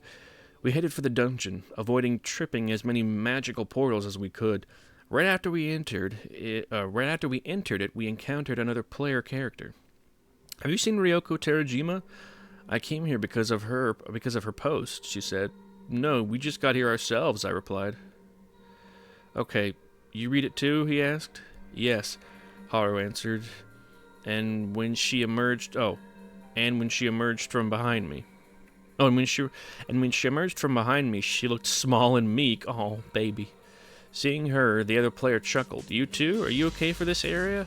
Ugh, I groaned. What's with this guy? Talk about obnoxious. She just came along to raise her level. The other player laughed and took off down the passageway. It isn't just nice people who come to the world, I thought. After I gave Haru a reassuring smile, we started moving into the depths of the dungeon. She was quiet for a long while, but when we finally made it to floor B2, she broke the silence. I'm sorry. I said.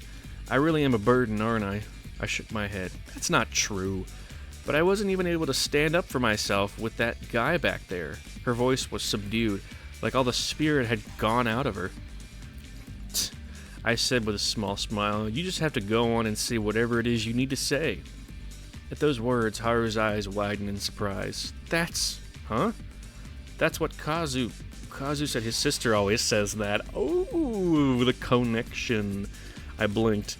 I know Fumikazu has a tendency to run off at the mouth even worse than a girl, but I never thought he'd talk about me to people in the world. And he said, Haru continued as we walked along, he said he was trying to get her to play as a heavy blade, but that he didn't think it was likely she ever would. I really hope that she tells her. I can't remember if she does. Gotta nip this in the bud. You think there's some kind of connection between this Kazu guy and me? Haru nodded and stared over at me, her eyes still wide. I sniffed. There are all kinds of people who use the same common phrases I use, but the way she kept stealing glances at me as we went, like she was trying to see the person sitting at the computer, I knew I had a problem. If she figures the situation out right now, what will she think? If she found out how dangerous the game is, would she quit? No, I was sure she'd offer to help for Kazu's sake, and that would be the absolute worst. I got an itchy eye. Oh, there we go. Whew.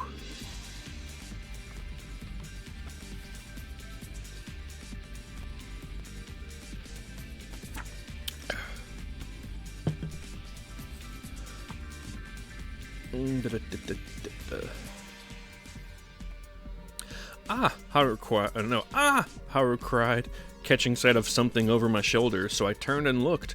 The rude player character we'd met earlier was standing behind us in the passageway. You two are still wandering around down here? I asked. I moved to get between him and Haru. So? Hey, all I wanted to do was let you know that if you're still looking for Terajima, he said. She's already gone. Gone? Haru cried. Yeah, she formed a party with a red guy a while ago.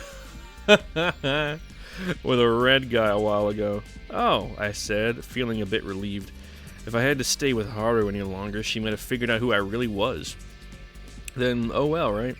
We awkwardly thanked him, guess he wasn't so rude after all. Then made our way out of the dungeon and back to Fort Oaf. I was looking for a legitimate excuse for shaking Haru. An email message arrived, so I told her I had to check it out, and logged out. Time passes. The message was from Kite. While I'd been aimlessly running around like a chicken with its head cut off, he'd gone alone to Netslum and asked Helba for advice. How could he do something important like that without inviting me? I quickly fired off a reply. Next time you want to go somewhere like that, you'll be taking me with you. She loved him. When the message finished sending, I went to lie down on my bed. It had been a full day. I was worn out. Going to meet with Mistral, then adventuring with both Elk and Haru. Had that really been the best possible use of my time?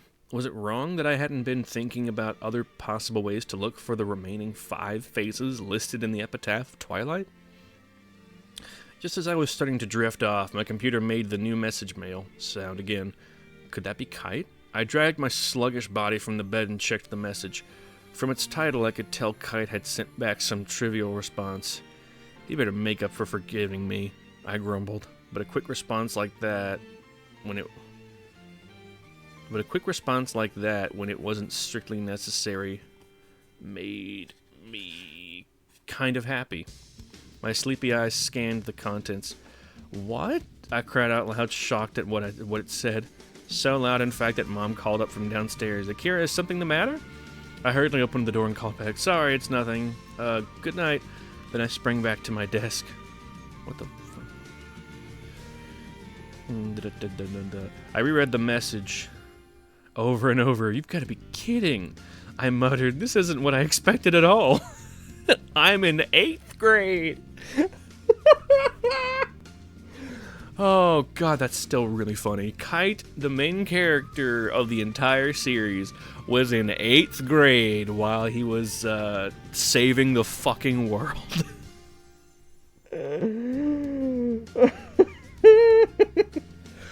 Oh, God, that's funny. Holy shit, dude. Out of fucking nowhere, this boy.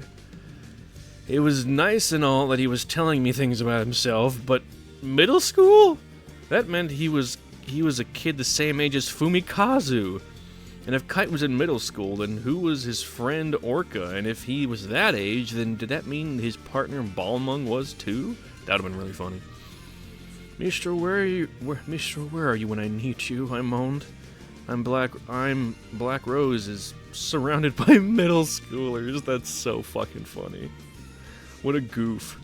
So all this time, I'd been whining and blowing up at a middle school student? Thinking back on all I'd said in Kite's presence, I felt my face getting red. Oh, man. It's okay, Black Rose, Akira.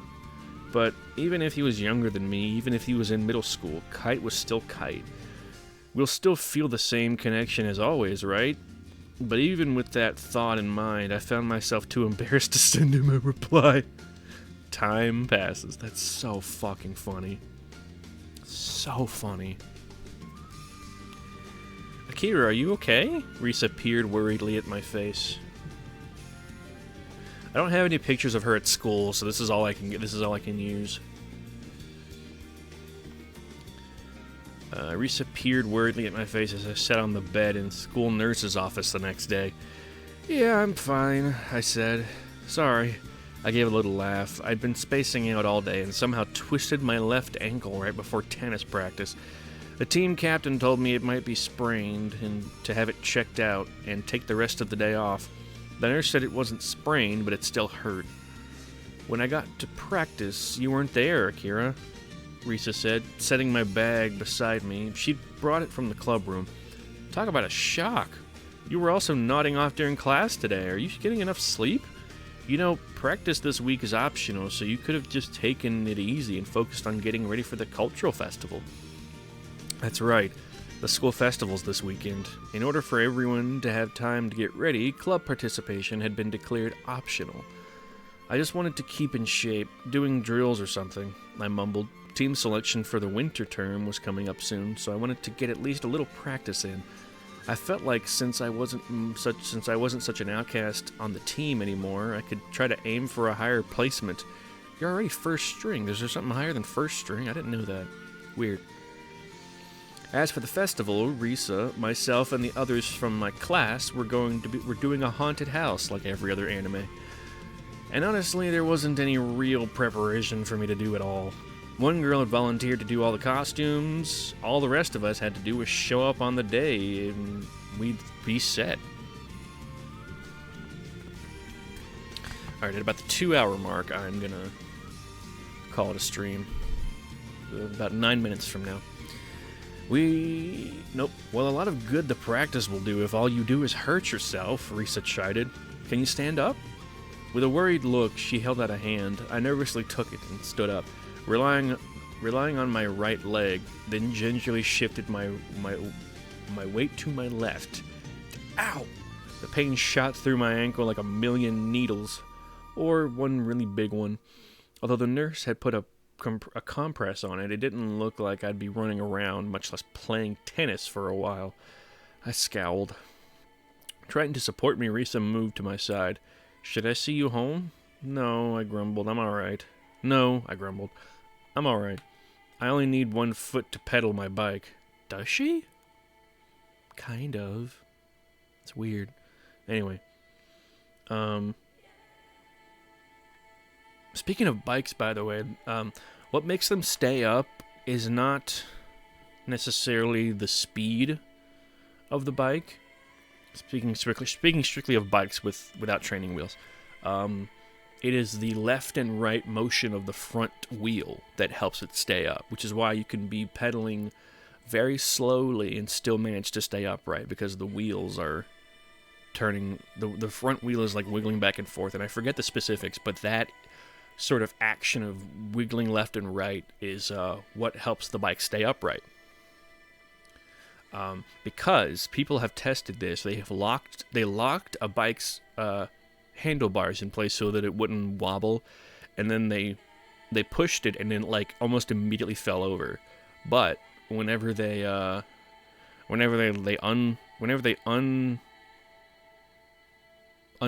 unsecured it or whatever, and they let it rolled much further, and as it rolled, it did the little wiggly thing that bikes do. Or, you know what I mean, with the front wheel did the wiggly thing. And it stayed up for much longer. And the physics of that's fucking crazy to me. Let's see. I'm alright. I only need one foot I only need 1 foot to pedal my bike. She paused. Are you for real? I laughed. It's a snap. Don't worry about it. Limping, I grabbed my stuff and left the nurse's office behind. Risa chased after me. Should I call Shoko? I said I'm fine, I protested, apparently not convinced by my tough act. Risa hummed to herself in contemplation as she skipped along beside my hobbling form. Getting myself injured because of a lack of sleep is nothing more than I deserve. Because of that, I felt like it was only fair that I make my own way home without burdening someone else. But man, this must look really pathetic. Akira, Risa eventually said, you be sure to email me when you get home, alright? Roger, I said, waving her off. Reluctantly she went her way. Just about dragging my throbbing leg by then, I headed for the bike rack. As I was getting the bike out, I thought I'd heard someone call from behind me. But when I turned around, I didn't see anyone. Just a line of karate club members jogging by. Balanced on 1 foot and leaning on my bike, I grimaced as I watched their limber feet receding. Jerks. That's a good bit. The jerks thing is something she thought to herself.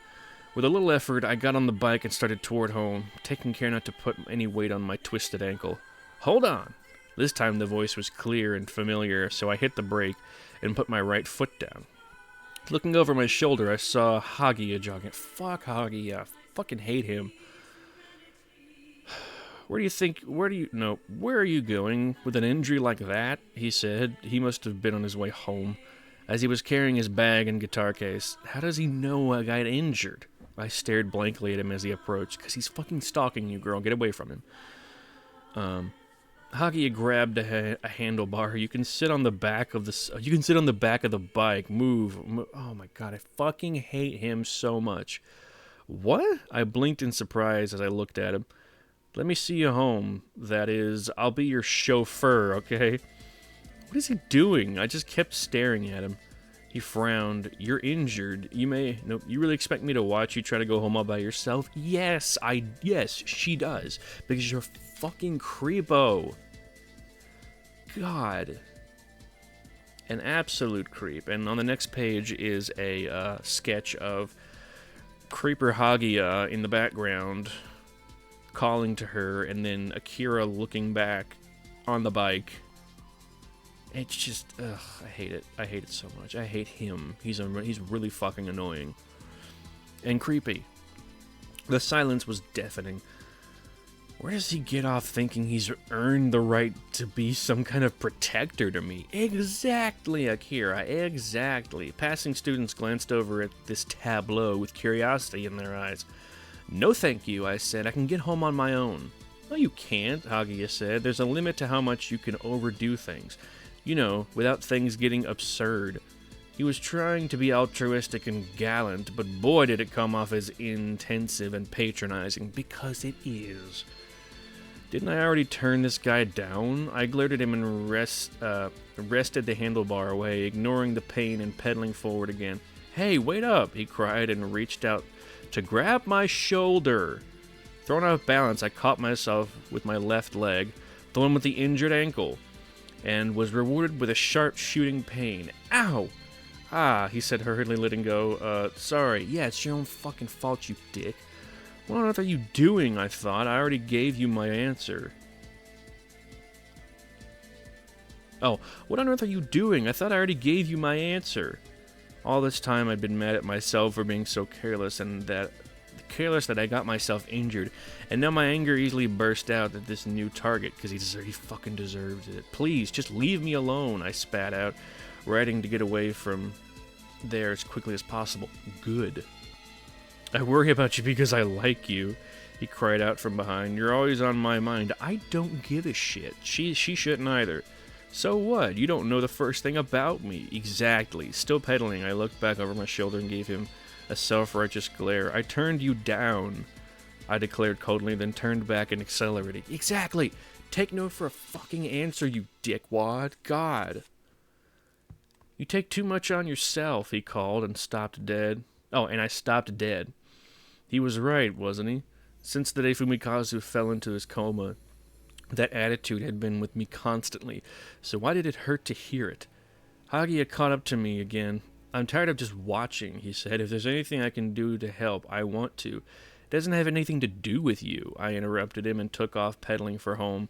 This time I didn't look back. Hearing it from Shoko was one thing. She knew what stress I was under from Fumikazu being in the hospital. Why should I have to hear it from Hagia, too? Exactly. He's a fucking cunt. After that, my cell phone rang again and again, but I didn't answer it. Good. Don't fucking answer that bitch. Time passes, and that's where we will stop for this evening. Because it is 1:59 going on 30 seconds. Or 1:59 into stream, I should say. Huh. I didn't realize Tokyo Pop published Love Hina as well. Weird.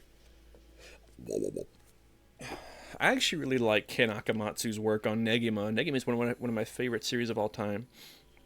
Part of me wants to try Love Hina, but I worry that it's a little too cliche when it comes to its conventions. Alright, tropes is what I meant. Alright, now let's see who I want to raid before the 3-minute mark strikes me and I get another fucking ad.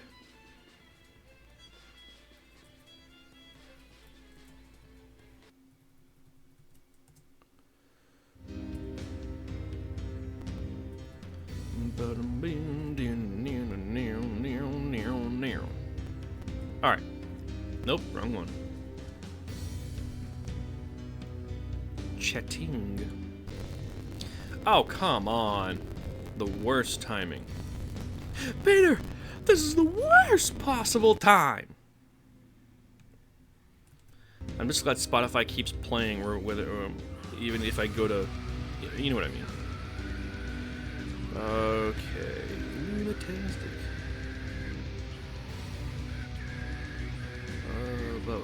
Misty Kayla, Balatro. I've never heard of Balatro, but she's got one viewer, and I want to raid her because I've been meaning to, and I keep forgetting and whatnot. Either way, raid.